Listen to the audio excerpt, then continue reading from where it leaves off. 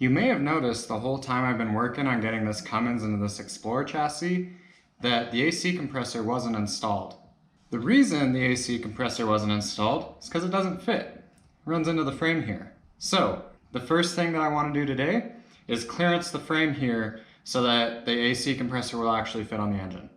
Once I modify the frame so that the AC compressor fits, that should be the last of the work on the frame, and I should be able to get on with painting the thing, which will be great. So let's go ahead.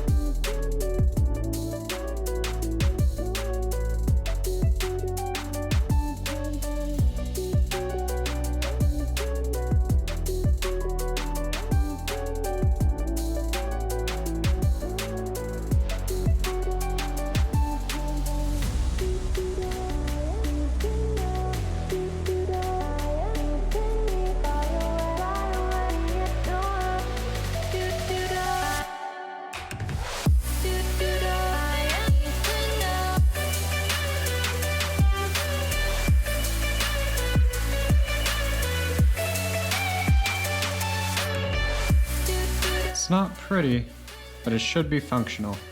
And that plate I added on the bottom and everything is a 1/4 inch plate, which is a lot thicker than the rest of the metal was anyways. So I don't think I will have removed any strength from the frame doing this. It should be just as strong because of all the reinforcing and the fact that that was thicker plate. It also bears mentioning that this was a crumble zone anyways. It was designed so that if you get in an accident, these would billow out and it would crumple. So I've essentially also removed the crumple zone here, which again adds some strength. I think it'll work out. Welds could have been better, but I think it'll work out. If I really wanted to make all these welds pretty, I just would have done them with TIG, but it's honestly not as important to me that they're pretty as it is that stick is cheap, it's easy, and it means I don't have to clean the metal as much and not have to worry as much about porosity. So if this was going on Instagram, I probably would have TIGged it, but this is me learning to stick and it turned out okay. So let's get the Cummins engine and just make sure it fits. It's tight, but it fits.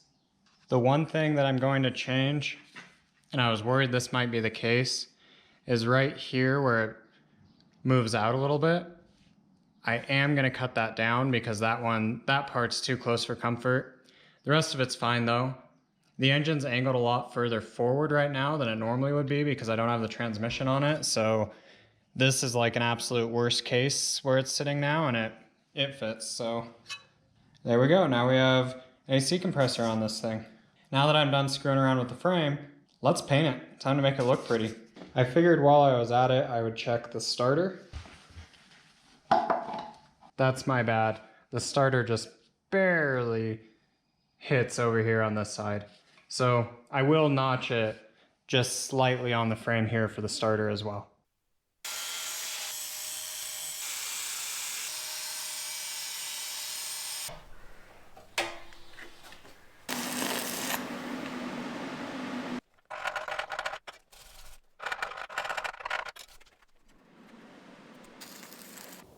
All right, there's the frame notched for the starter. And while I was at it, I also flattened that there. I cut it off and welded a plate in its place. So now, should be time to paint it. I'm going to roll it outside and give it one last bath, and then we can paint it.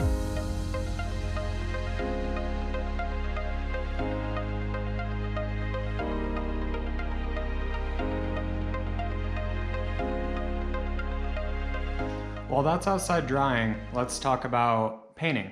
So I'm actually going to use a compressed air sprayer like this rather than just using a rattle can.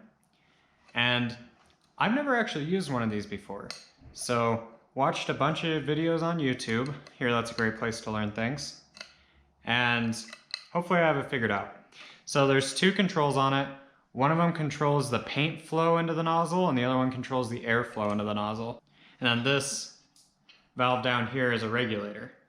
There's this needle valve in the center. That one has paint coming out, and then on the outside holes, compressed air comes out.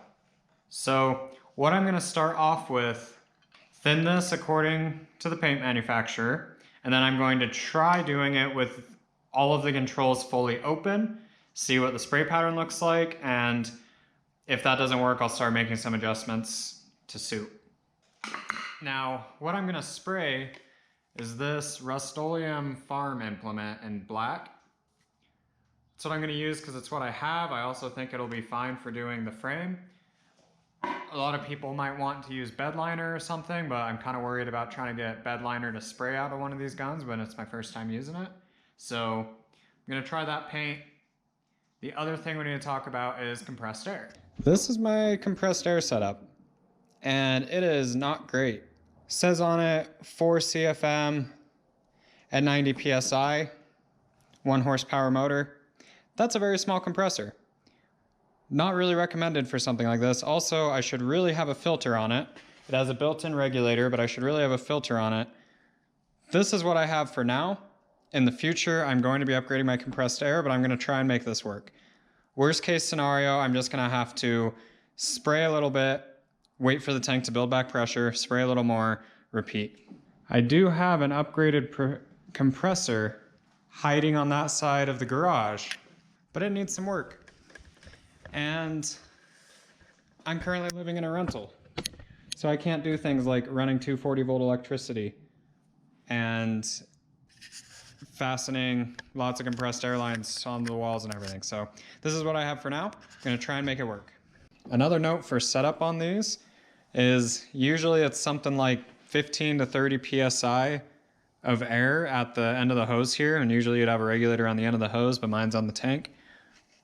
But that is dynamic pressure, not static pressure. Dynamic meaning with the air moving. So the trick is that there's no such thing as a free lunch. If I have one pressure in the tank with the air stationary, if I want to get the air moving, then it has a certain kinetic energy. The place that it gets that energy from is from the pressure. So it's a trade-off of pressure for kinetic energy. You have to measure it when the air is moving because then the pressure is lower because the kinetic energy is higher. So no such thing as a free lunch. You gotta trade pressure for movement, at least according to Bernoulli.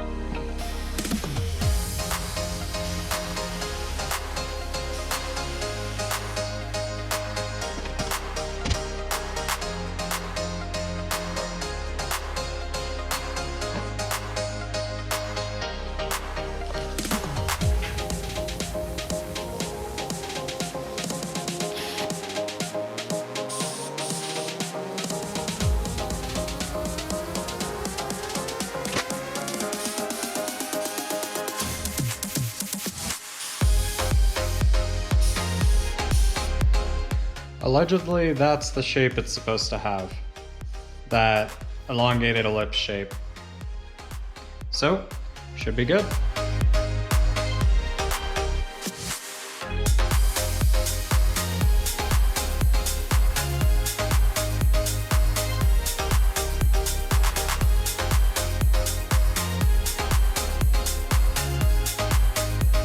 I added a few coats of paint to the frame, and this is how it turned out.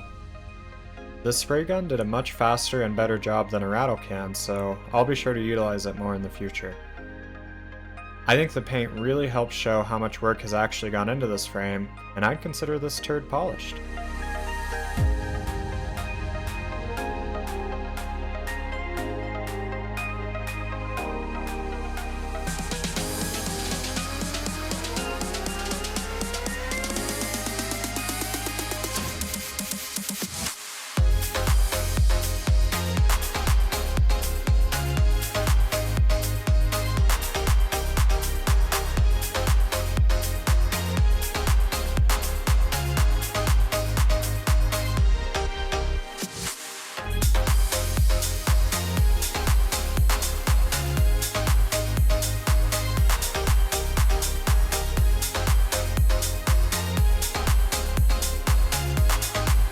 Thanks for hanging out with me in my garage today, and I hope to see you next time.